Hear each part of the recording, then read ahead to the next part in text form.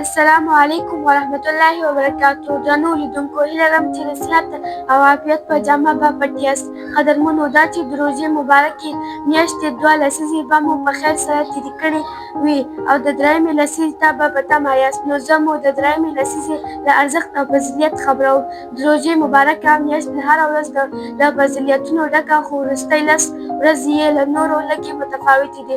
لومړۍ وروستۍ لس ورځې د جهنم له اور څخه د ژغورلو لسیزه ده.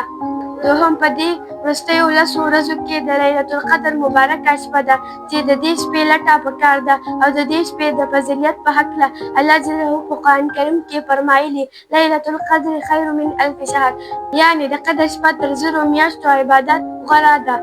دریم، دا لس ورځې د اعتکاف لپاره ځانګړې شوي چې نارینه په مساجدو او ښځینه په کورونو کې د زیات عبادت په نیت کښېني. نو موږ او تاسې ته لازمه ده چې له دې طلایي فرصت ګټه واخلو، د الله جل جلاله لوري ته رجوع وکړو. الله دې زموږ او ستاسې عبادت په خپل دربار کې قبول او منظور کړي.